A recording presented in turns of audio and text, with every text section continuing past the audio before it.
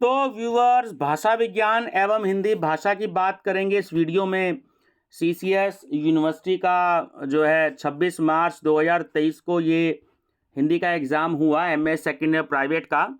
तो अब फिर से 15 मार्च से जैसा कि प्लान है सीसीएस यूनिवर्सिटी मेरठ का पेपर कंडक्ट करवाने का। तो वीडियो हेल्पफुल रहेगी 2024 वाले एग्ज़ाम के लिए। मां शाकुंभरी यूनिवर्सिटी या सीसीएस यूनिवर्सिटी मेरठ या अदर यूनिवर्सिटी या कॉम्पिटेटिव एग्जाम्स के लिए वीडियो हेल्पफुल रहेगी। तो सभी व्यूवर्स जो है मेरा channel study with doctor Pawan Oberoi subscribe करें, और उसके बाद Hindi MA second year solved paper के नाम से प्लेलिस्ट देखिएगा, जहां पर आपको जो है 2021, 2022 और 2023 की लेटेस्ट सिलेबस के हिसाब से प्रीवियस ईयर पेपर्स मिलेंगे। बहुत सारे स्टूडेंट्स पीडीएफ लेते हैं, तो आप 210 रुपये में 2021, 22 और 23 के सातों सोल्ड पेपर ले सकते हैं। यानी कि 21 पीडीएफ आपको मिल जाएंगी, 2021 के सातों, 2022 के सातों और 2023 के सातों, और 350 में आपको नोट्स भी अवेलेबल हो जाएंगे। इट मीन्स की क्वेश्चन बैंक और प्लस आपको जो है previous year question paper. Description box में व्हाट्सएप नंबर है मेरा 6396242878। आप मैसेज करिएगा, जैसे ही वक्त मिलेगा तो आपको जो है आंसर दिया जाएगा। फ़ोन मत कीजिएगा, समय नहीं मिलता है। तो चलिए देखते हैं कि क्या क्या क्वेश्चन पेपर आए, तो आपको काफ़ी हेल्प मिलेगी। एक बार स्टडी करिएगा और अपने दोस्तों को भी वीडियो का लिंक शेयर कर दीजिएगा। तो आर सीरीज़ मेरे को अवेलेबल हुई थी, तो रिवीजन पर्पज़ से आपके लिए वीडियो बना रहा हूँ। तो बहुत जल्दी जल्दी आंसर बताऊंगा, क्योंकि कोशिश करूंगा पूरे 100 क्वेश्चंस मैं आपको इसमें बता दूं। चलिए, क्वेश्चन और आंसर दोनों हम इसमें डिस्कस करेंगे। टिक लगे हुए सारे आंसर सीसीएस यूनिवर्सिटी की आंसर की के अकॉर्डिंग है। आप सेटिस्फाइड ना हो तो आप अपने आंसर को सही मानिएगा जहां पर आपने थ्योरी स्टडी करी हो। तो नंबर फर्स्ट है, स्वनिम का शाब्दिक अर्थ होता है, तो होता है सुनना। उद्देश्य व विधेय मुख्यतः किसके अवयव माने जाते हैं? तो वाक्य के अवयव माने जाते हैं। शब्द शक्तियों की संख्या कितनी बताई गई है? 3। दुष्कर्म में उपसर्ग होगा, तो ऑप्शन बी दुष। उपसर्ग वह शब्दांश है जो किसी शब्द के, तो वो ऑप्शन सी पहले आता है। 6।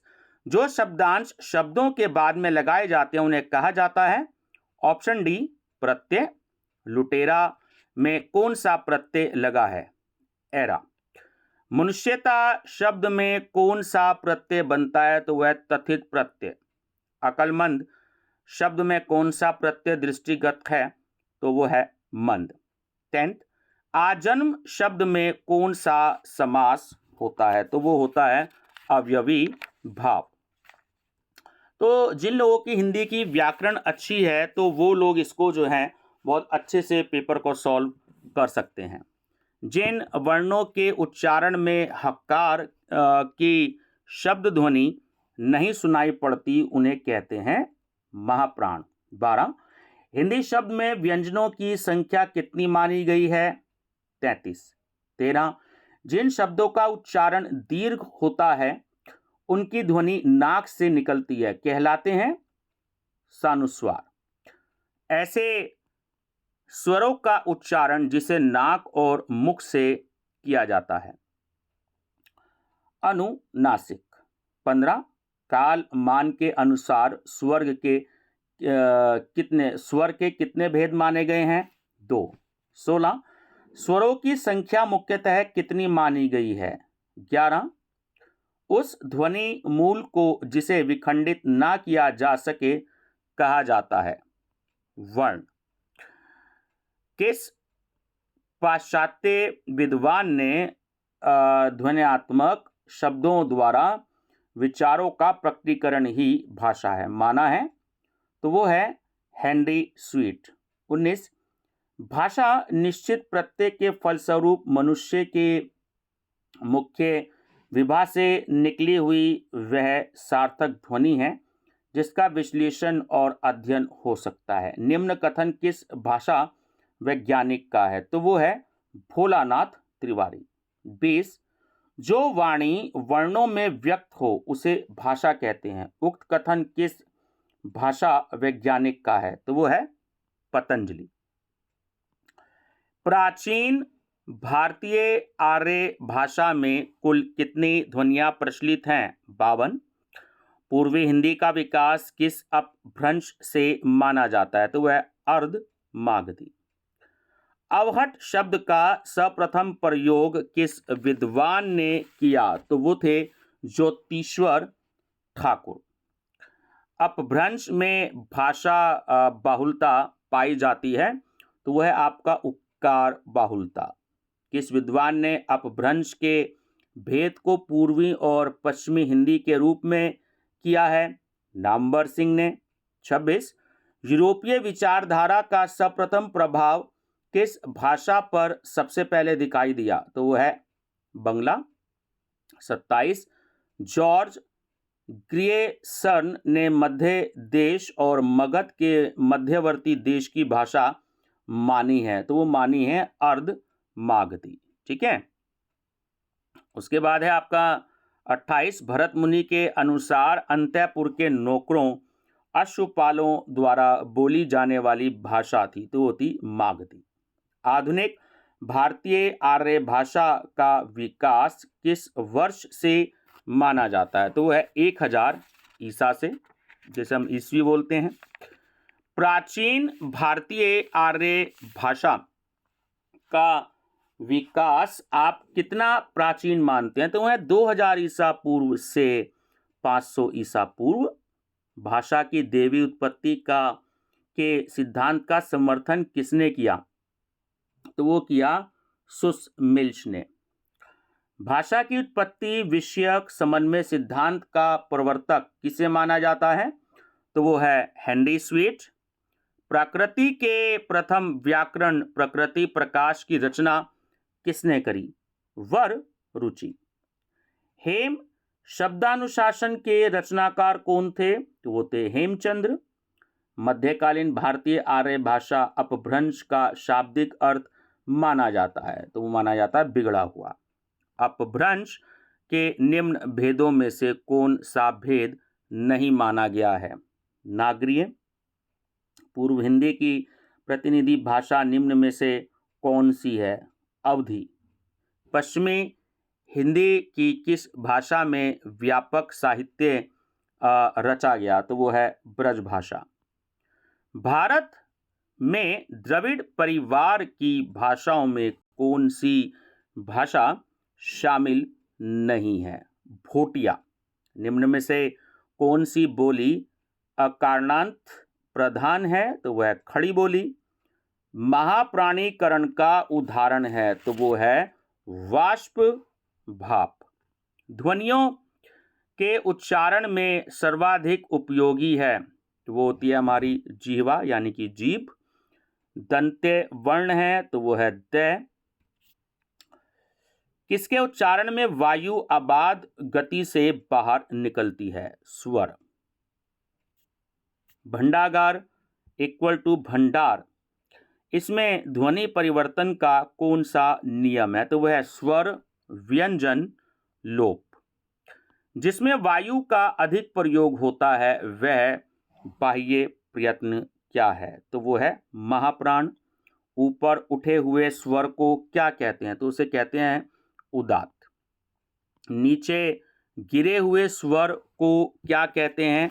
उसे हम कहते हैं अनुदात्त। निम्न में घोष वर्ण कौन सा है? झ। घ कौन सी ध्वनि है? तो वो है कंठ्य। भाषा शब्द संस्कृत के किस धातु से निष्पन्न है? तो वह है भाष शब्द से। 52। देवनागरी लिपि में 12 खड़ी किसने तैयार की? तो वो करी सावरकर बंधु ने। 53। देवनागरी लिपि को दाहिने से बाएं तरफ लिखने का प्रस्ताव सर्वप्रथम किसने रखा था? तो वो था डॉक्टर गौरव प्रसाद ने। हिंदी साहित्य सम्मेलन के 24वें अधिवेशन का सभापतित्व किसने किया? महात्मा गांधी जी ने। मूल संविधान में भाषाओं की संख्या अब कितनी है? 22। संविधान के किस अनुच्छेद में कहा गया है किस संघ की राजभाषा हिंदी और लिपि देवनागरी होगी, तो वो है 343।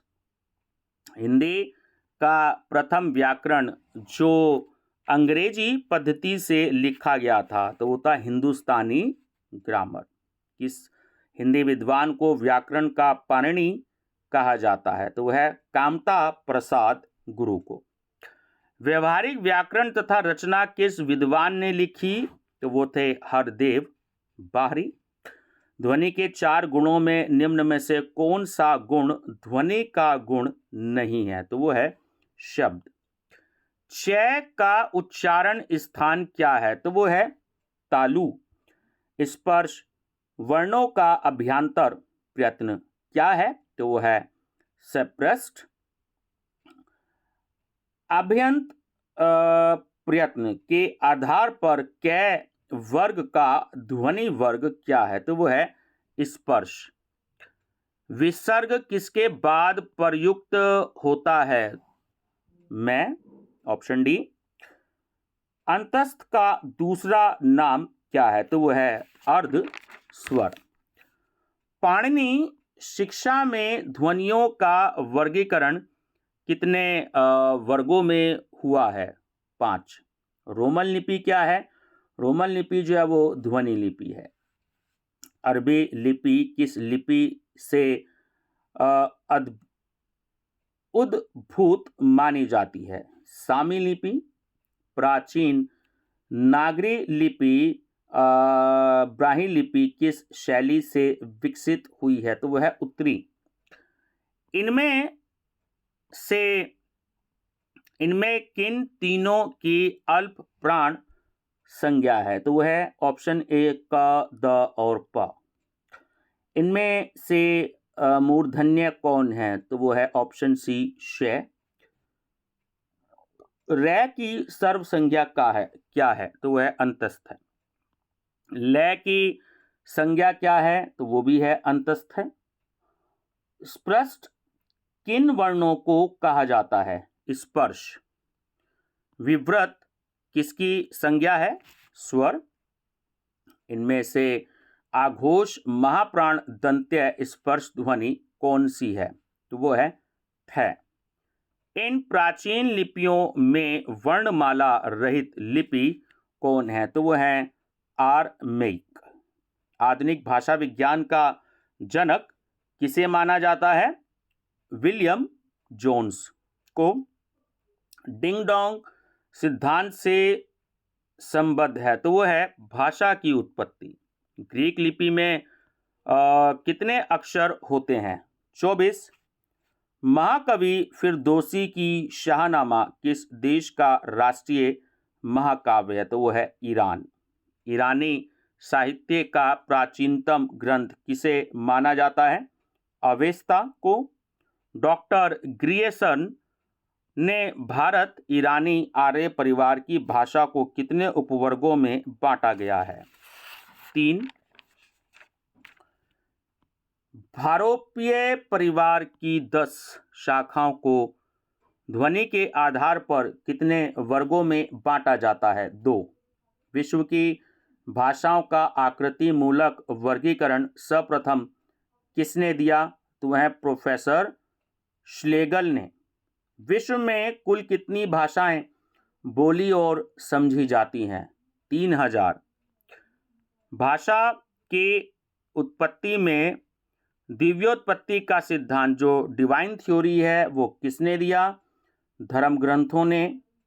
अष्टाध्यायी के व्याख्याकार पतंजलि ने कौन सा ग्रंथ लिखा है, तो वो है महाभाष्य। अष्टाध्यायी के रचयिता कौन से प्राचीन विद्वान हैं, पाणिनि। जिनका उच्चारण तालु से होता है उन्हें कहा जाता है तालव्य। किस समास में उत्तर पद या अंतिम पद की प्रधानता होती है, तो होता है तत्पुरुष समास। नीलांबर शब्द में कौन सा समास होता है, कर्मधारय। अवयव की दृष्टि से तत्पुरुष समाज के कितने भेद होते हैं, 3। स्वर ग्रंथि किसे कहते हैं, दो स्वरों के आसपास आने से। महेंद्र शब्द में कौन सी संधि है? गुण संधि। प्रति प्लस उपकार शब्द में कौन सी संधि का उल्लेख हुआ है? तो वो है यण संधि। निम्न में से कौन से संधि के भेद नहीं है? तो वो है ऑप्शन सी प्लुत संधि। ध्वनि विज्ञान की विवेचना प्रस्तुत करने वाला वेदांग, तो वो आपका है शिक्षा। ए का उच्चारण स्थान है, तो वो है कंठ। और लास्ट क्वेश्चन है आपका, अनुनासिक वर्णों के उच्चारण में सहायक होते हैं, तो वह है मुख नासिका। ठीक है व्यूवर्स, तो देखिए लगभग 16 मिनट की वीडियो बनने जा रही है, तो रिवीजन पर्पस से बहुत हैं। वीडियो को एक बार नॉर्मल तरीके से सुन लें और एग्ज़ाम टाइम में कम से कम 2 बार नॉर्मल तरीके से भी आप सुन लीजिएगा रिवीजन पर्पस से। तो आपका जो है 16 मिनट की वीडियो में आपका जो है अच्छा खासा रिवीजन हो जाएगा। और भी आपको पेपर वाली वीडियो देखनी हो 2021, 22 और 23 के 3 पेपर जो हैं वो आपके रिवाइज हो जाएंगे, तो आप प्लेलिस्ट देखिएगा। Hindi MA second year 16 paper, और इन वीडियो के लिंक अपने दोस्तों को भी शेयर कर दीजिएगा। बाकी मेरी तरफ से आप सभी को best of luck. Thank you.